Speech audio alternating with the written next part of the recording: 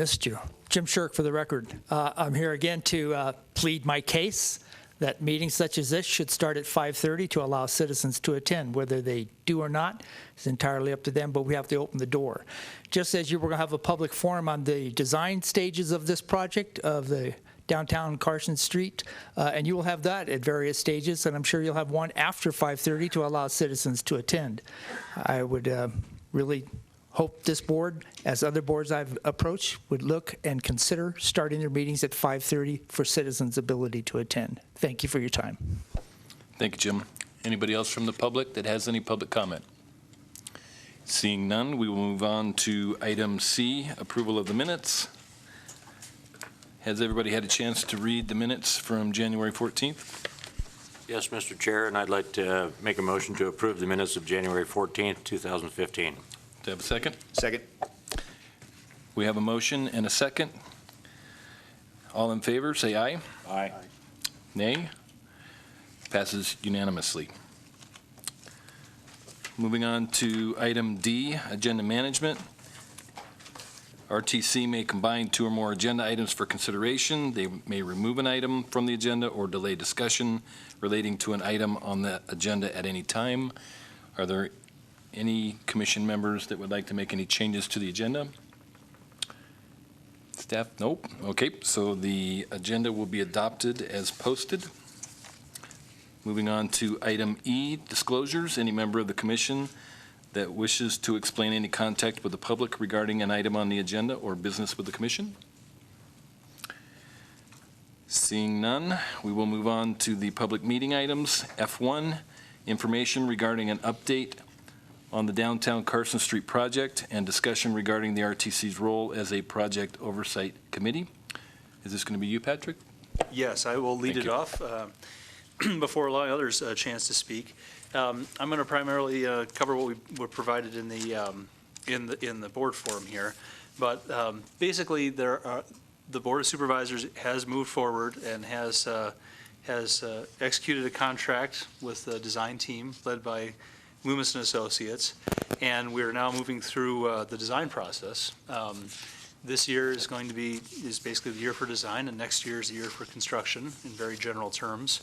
And it was decided some time ago that the two committees that would be hearing this information as we go through the design process would be the Redevelopment Authority Citizens Committee, the RAC, as obviously as an interested group, and also the RTC, also as an oversight body, which will provide recommendations to the Board of Supervisors and to hear information as we move forward. As is provided, we're before you today, but we also plan to be here basically every other month.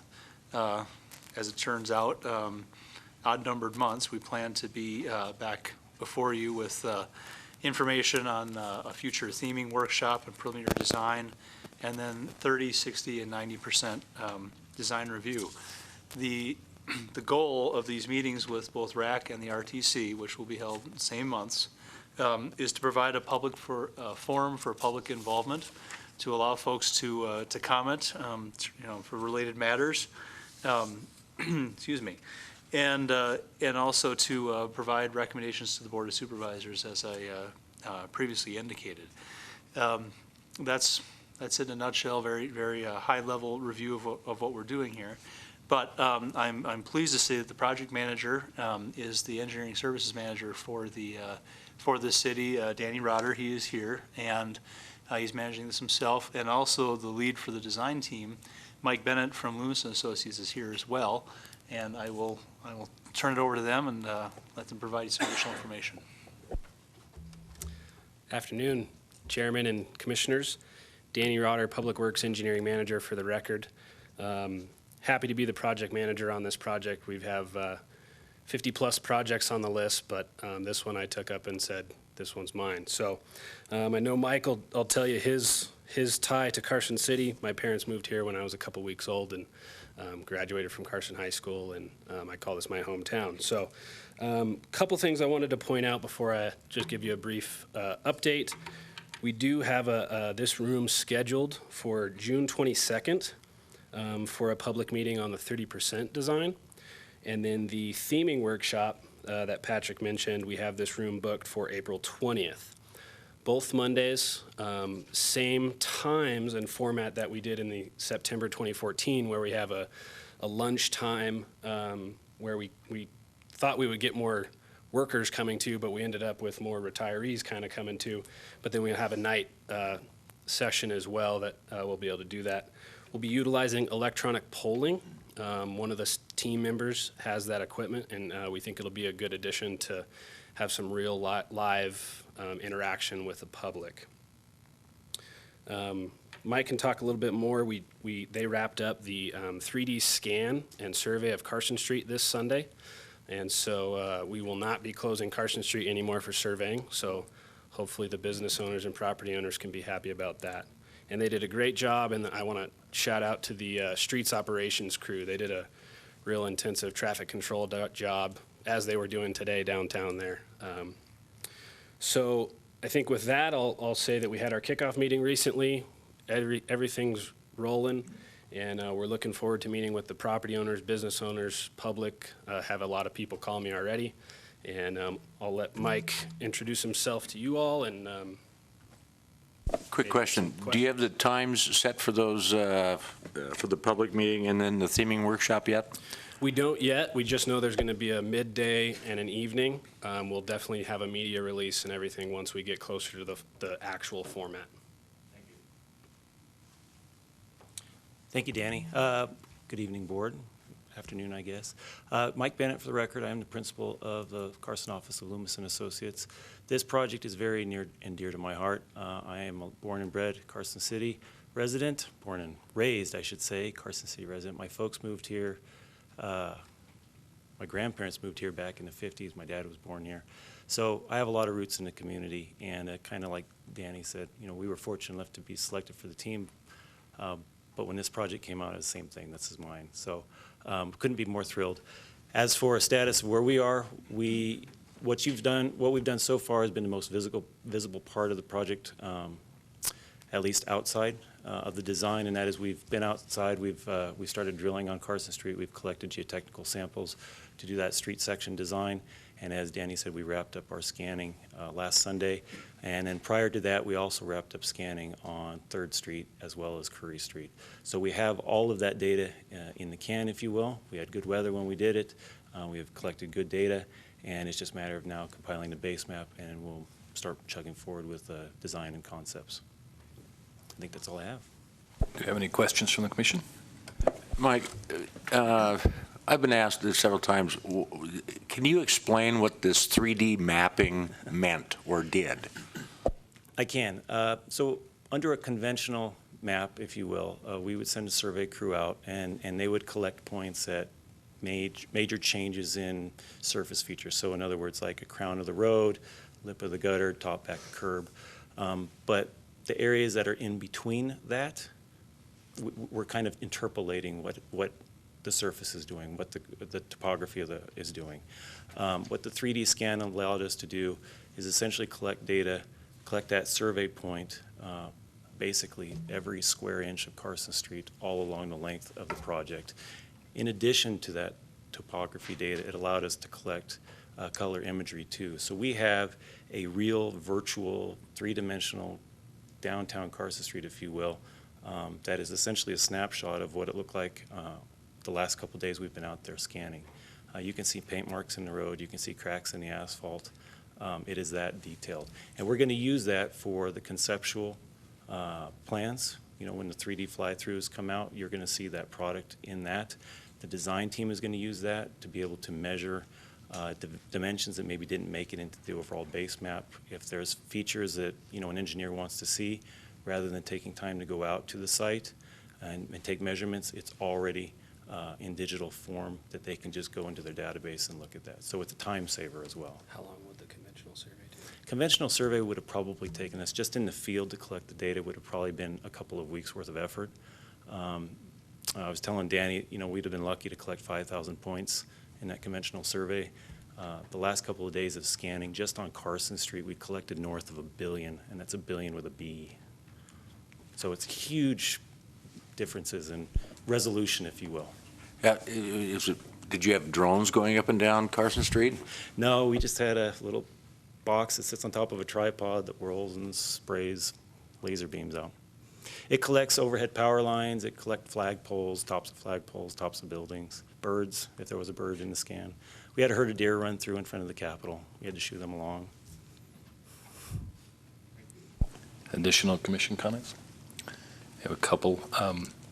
Will the 3D mapping be used to also map underground utilities? Not to map the underground utilities. The underground utilities will end up in that base map, but we can't see it. What we'll end up doing is modeling and designing those underground utilities in three dimensions. They'll be overlaid on the map, though? Yes. Okay.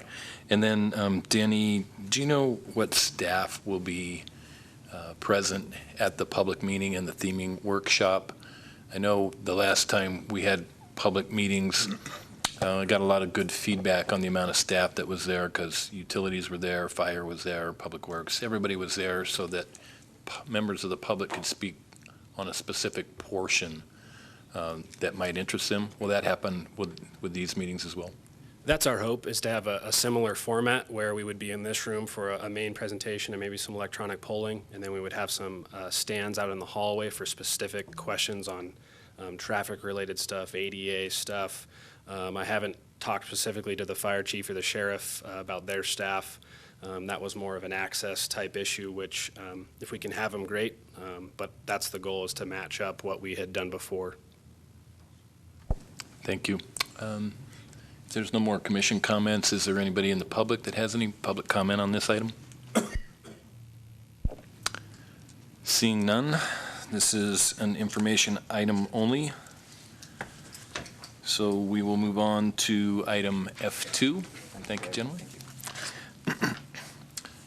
For possible action to accept Public Works recommendation to approve amendment number 4 to contract number 1011-126 with Swift Communications, Inc., titled Jack Bus Advertising Program, to exercise a one-year contract extension from January 1st, 2015 to December 31st, 2015. Thank you. So the Jack Bus Advertising Program is a program basically that generates revenue through the placement of advertisements on Jack buses and shelters, which is then used to cover a portion of the operating costs of the Jack transit system. In 2010, RTC entered into an agreement with Swift Communications, which runs Nevada Appeal, to manage the program. The Nevada Appeal handles all the marketing, the sales of the ads, printing of the ads, placement of the ads, and basically we just provide the physical space for the ads to go. Revenue is then split equally among RTC and Nevada Appeal.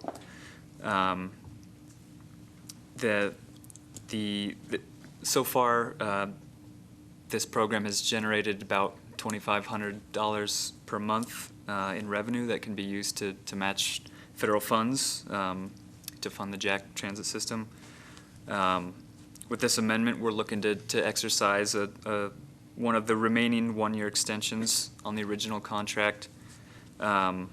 The expiration date from the previous amendment actually expired December 31st, 2014. So this amendment would go into effect kind of retroactively. And then this would extend the program through the end of this calendar year and would leave us with 2 remaining one-year extensions on the original contract. Staff has been pleased with performance of the program and recommends renewing for another year. And if I may, just want to add, the real bottom line is that we've enjoyed working with Nevada Appeal staff, and every dollar that we get from this is one less dollar that we need from the general fund. That has reduced our need for general fund transfers that we get on an annual basis. And our only complaint is that we wish all the advertising was sold just so we could have more of this. Thank you, Graham. Thank you, Patrick. Any comments from the commissioners? I see none. The revenue figure of $30,000, that's half of the actual revenue? That's the portion of the revenue that actually is coming to RTC? Correct. Okay, thank you. Is there any public comment on this item? Seeing none, I'll bring it back to the commission for a motion. I'll do it, if you want. I move to accept Public Works recommendation to approve amendment number 4 to contract number 1011-126 with Swift Communications, Inc., titled Jack Bus Advertising Program, to exercise a one-year contract extension from January 1st, 2015 to December 31st, 2015. I have a motion and a second. Any discussion? Seeing no discussion, all in favor say aye. Aye. Nay. Passes unanimously. Moving on to item F3, for possible action to accept the work as completed and to accept the contract summary as presented and to approve the release of final payment in the amount of $9,855.99 for contract 1415-065 titled Nye Lane Pedestrian Improvements to VNC Construction, Inc. Thank you. That pretty much sums it up. As far as what we're doing here, we're releasing less than $10,000 to a contractor for the Nye Lane project. This project was 100% funded with community development block grant funds that were intended for this fiscal year. So we've actually delivered that on time. It was very much appreciated because the previous year we had done the other side of the road on Nye. So these residents, this was the south side of the road, were very eager to have their side done because their side looked even worse after we did the north side. And I'm happy to report that this actually came in less than we had originally budgeted. As you can see, the project estimate was higher, and those additional funds, I won't try to explain it, but between all these different years of CDBG funds and various transit funds that we have available, we're actually able to say, because we save money on this project, we're able to shift it to something else and get something more done, because we definitely want to use all the available funds. So while we were under, the funds will be used to build sidewalks somewhere else. Any questions from the commissioners? Seeing none, is there any public comment on this item? Seeing no public comment, I'll bring it back to the board for a motion. I move to accept the work as completed, to accept the contract summary as presented, and to approve the release of final payment in the amount of $9,855.99 for contract 1415-065 titled Nye Lane Pedestrian Improvements to VNC Construction, Inc. Do I have a second? Second. I have a motion and a second. Any discussion? Seeing no discussion, all in favor say aye. Aye. Opposed? Passes unanimously. Moving on to item F5, information regarding an update on the Carson City ADA transition plan. Did I miss something? F4. F4, ADSD. All right, sorry. For possible action to approve a grant application with the Nevada Aging and Disability Services Division in the amount of $65,000 for the period July 1st, 2015 to June 30th, 2016, and authorizing the RTC chairman to sign the application and associated certifications and assurances. I'll take this one again. This is so the Aging and Disability Services Division is currently accepting applications for its competitive 2-year grant cycle. Staff has prepared an application which is due March 19th, requesting $65,000 per year in grant funds in order to help fund the Senior Bus Pass program. This program provides seniors age 60 and over with free rides on Jack, unlimited on Jack bus, fixed route buses all year long. They can sign up for a free pass anytime from the start of the fiscal year on, and receive free transportation through the end of the fiscal year. We've been running this program for several years now with great success. We provide an average of over 70,000 free rides to seniors annually. So we're certainly doing great things for them, and they obviously are very, very appreciative of the program.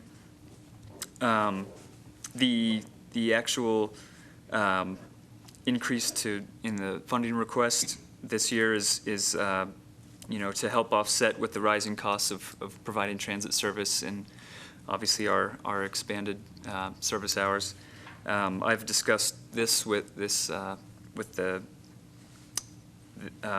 increase to the request on RTC's application in detail with the ADSD representative and who's responsible for overseeing the grant, and have been basically assured that this is not going to impact our potential for being approved for grant funds.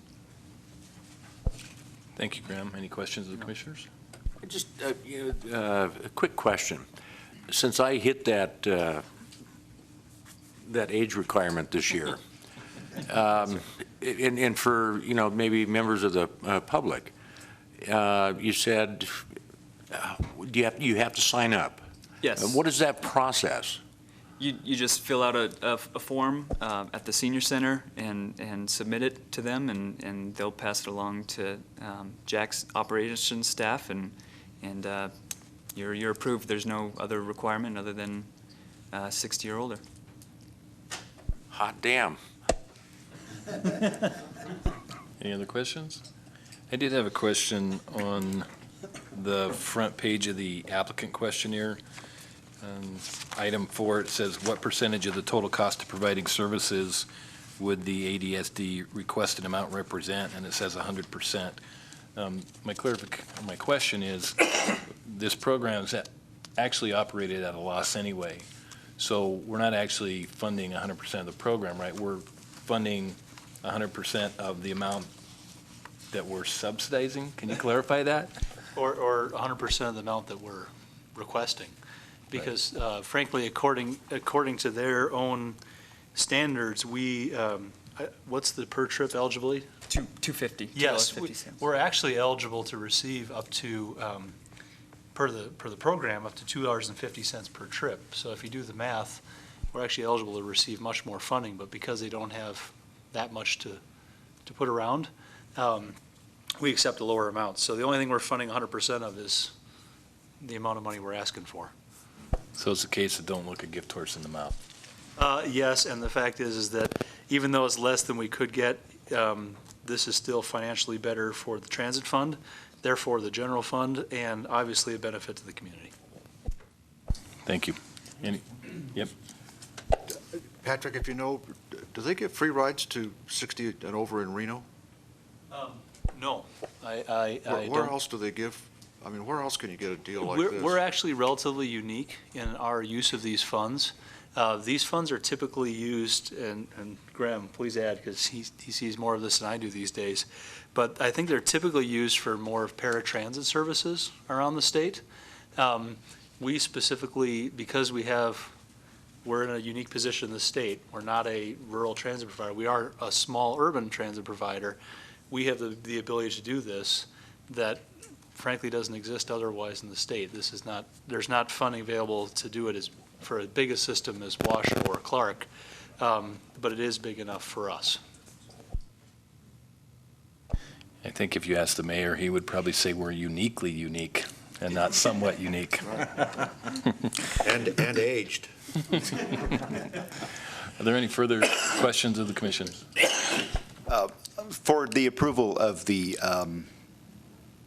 60 or over, they need ID? Yes, they need ID. That's all they need to present, yeah. But we're doing in partnership with the senior center because we know we have 3 bus routes that go there, and it's a place that many seniors frequent.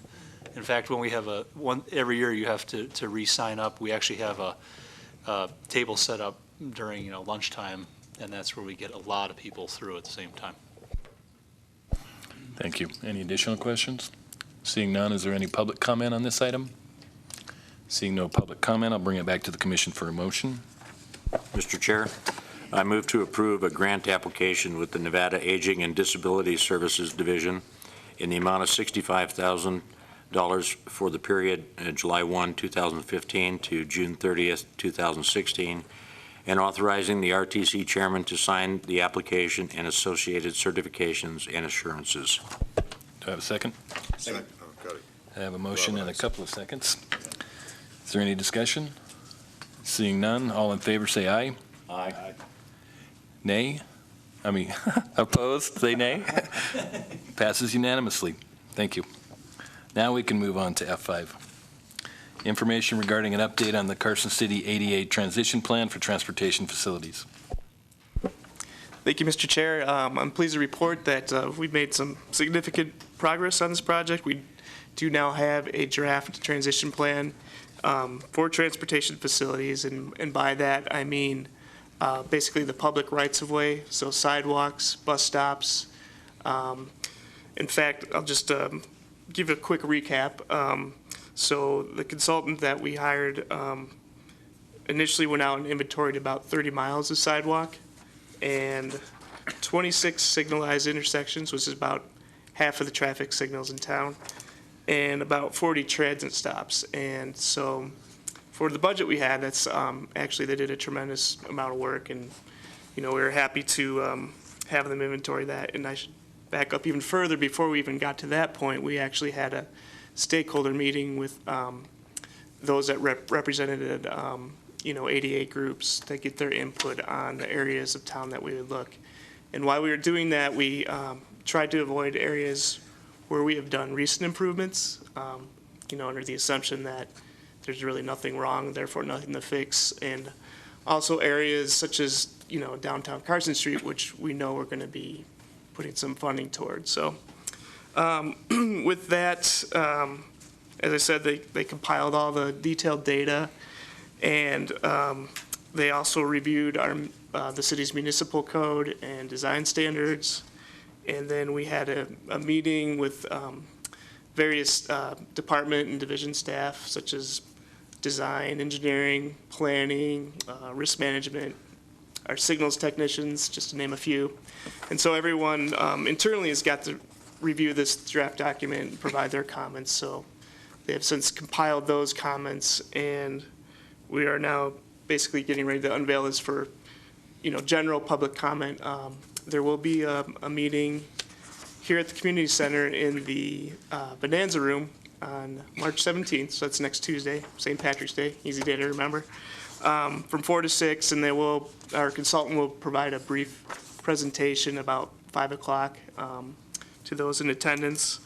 And from there, we hope to compile any public comments and basically finalize the plan. So it is available to view on the website, and include your packets, because it's like 700 pages long. So, but if you go on the Public Works portion of the city's website under Transportation, you can find the draft plan and all the appendices there. So, and I would entertain any questions.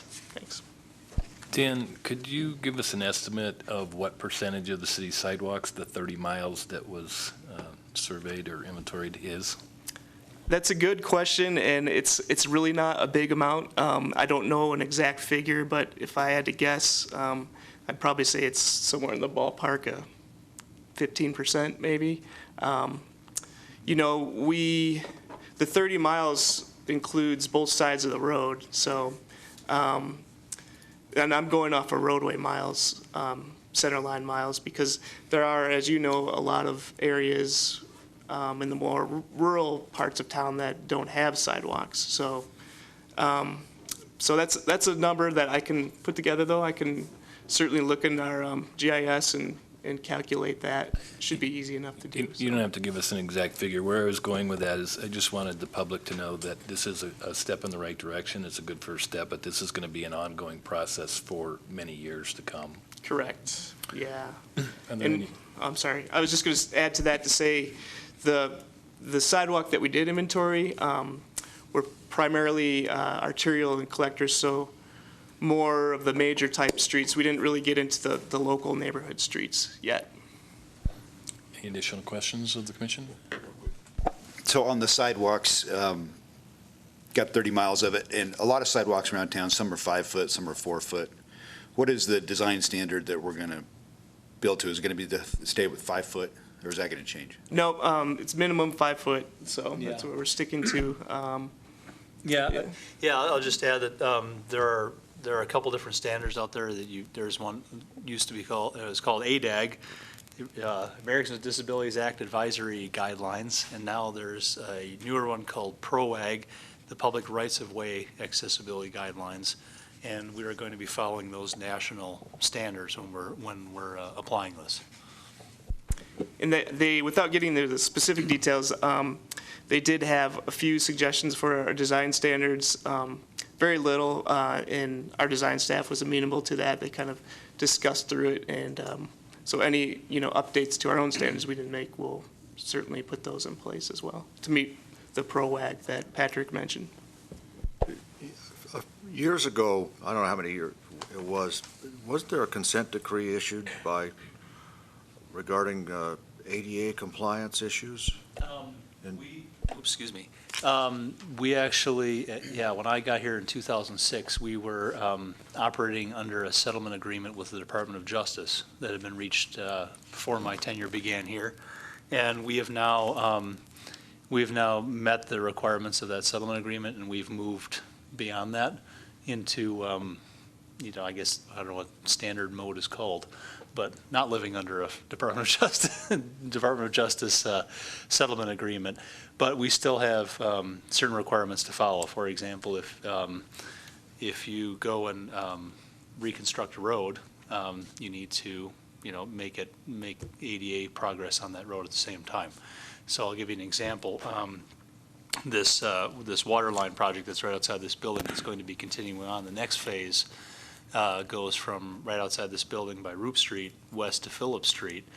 And as part of that project, we are actually, as part of the water project, we're going to get some road improvements sufficient enough to trigger our need to make ADA improvements. So we have to figure out how to make those ADA improvements. And on many roads in the city, including Washington Street, that's not an easy road to hoe. So you have to carefully, and what we're figuring out is how to make an ADA route from one end to the other without having to do ADA on both sides of the street.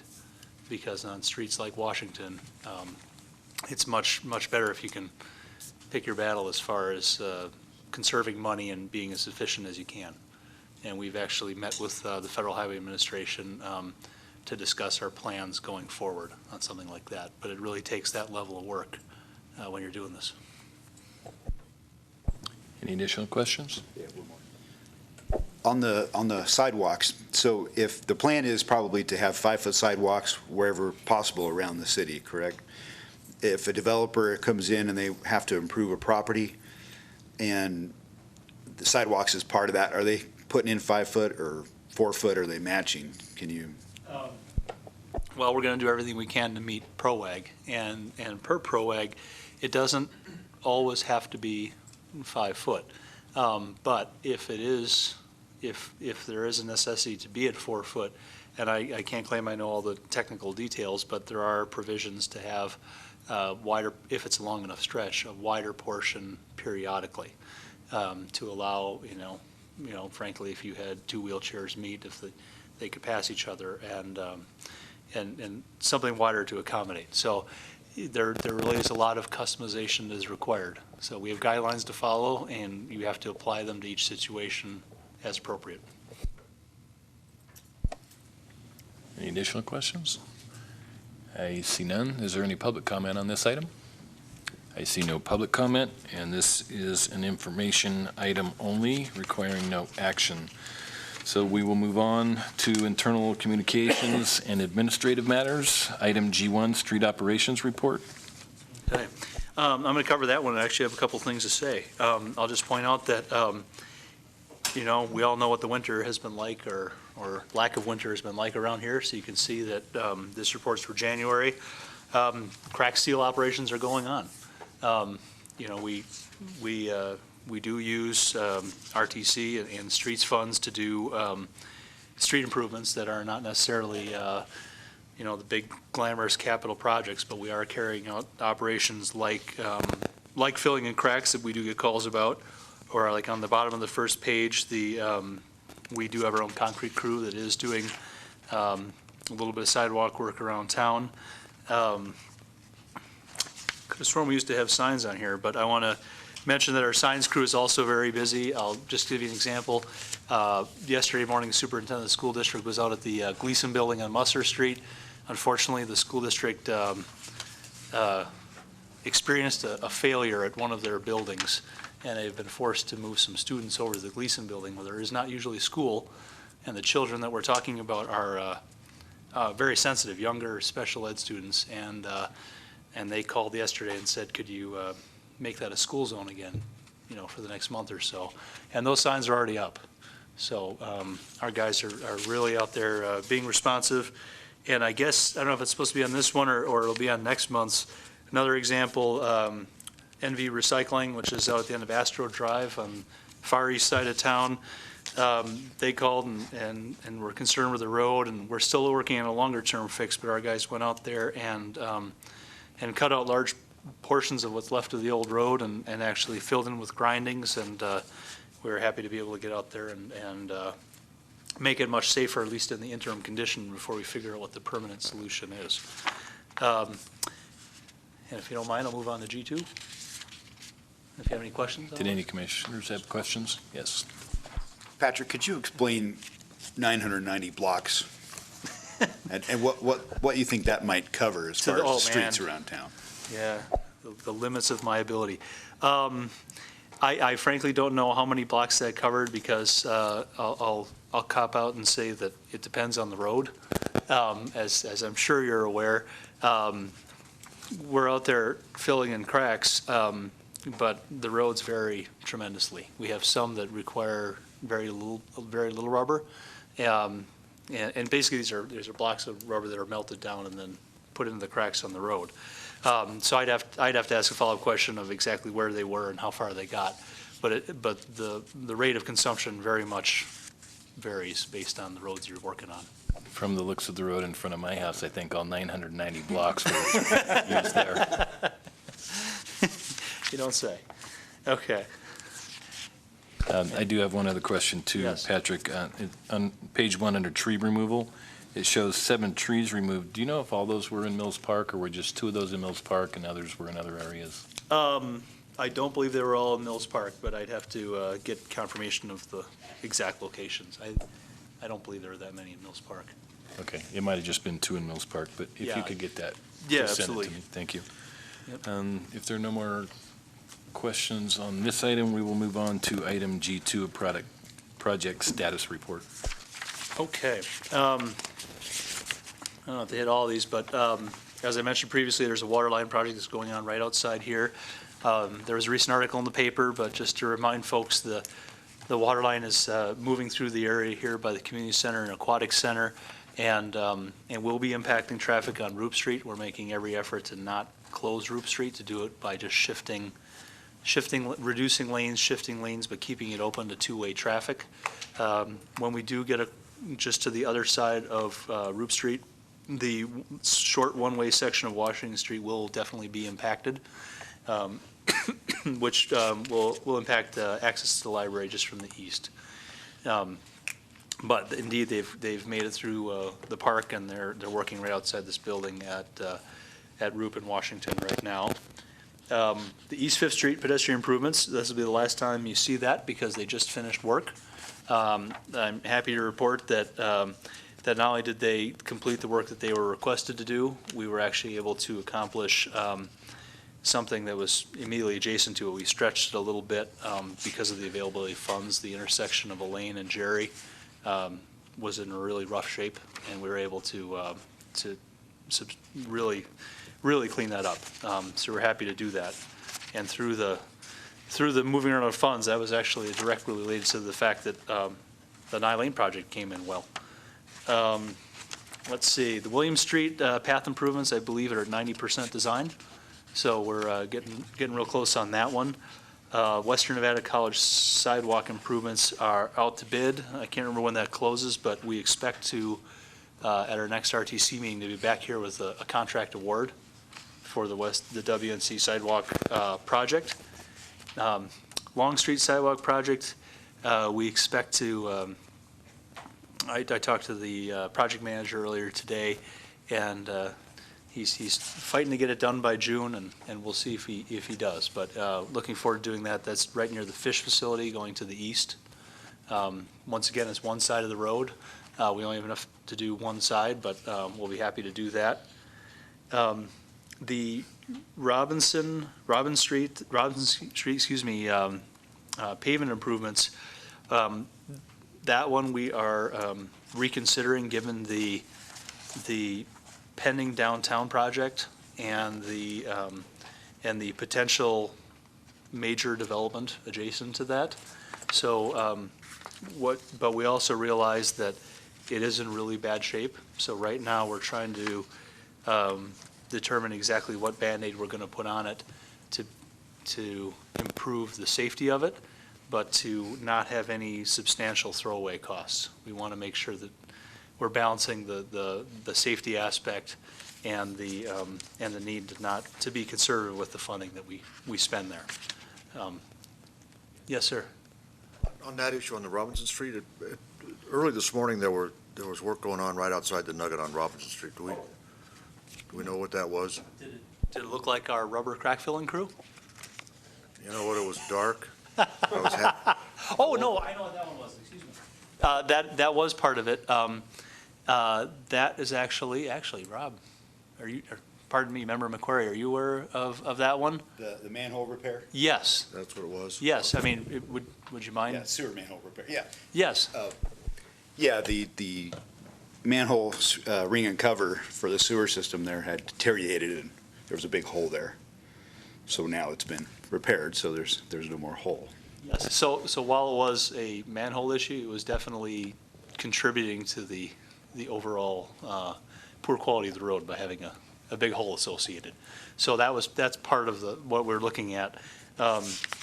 We do have a later project in here is our slurry program.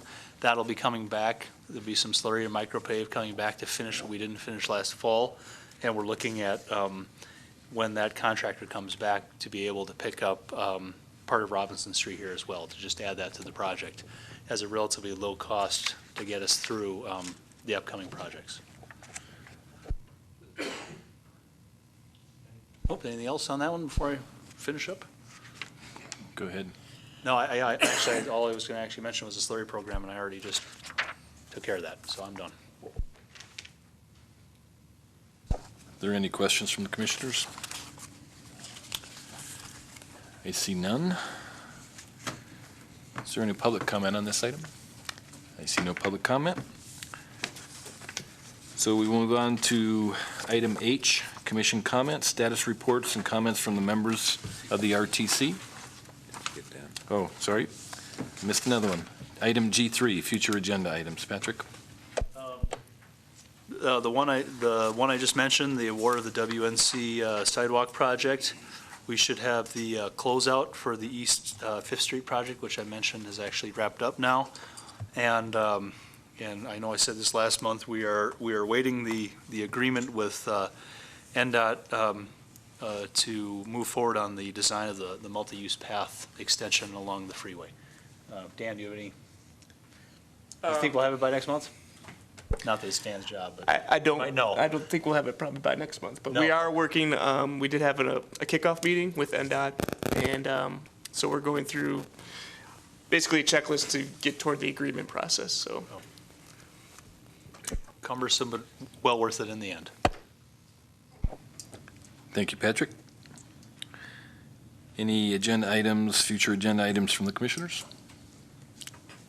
And just one quick one. Dan, you're having a workshop on St. Patty's Day for the ADA transition plan.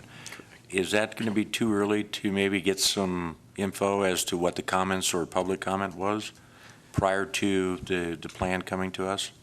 Oh, no, absolutely not. I envision, once we do have a finalized document, bringing that back. And certainly we will share any comments that we received regarding that, so. Thank you. If there are no more commission comments or future agenda items, I'll move on to commission comments. Item H, any reports from the commissioners? I see none. All right, we are up for final public comment. Any members of the public wish to come comment? I see none. So we'll move on to item J for possible adjournment. Do I have a motion to adjourn? So moved. Thank you. We are adjourned.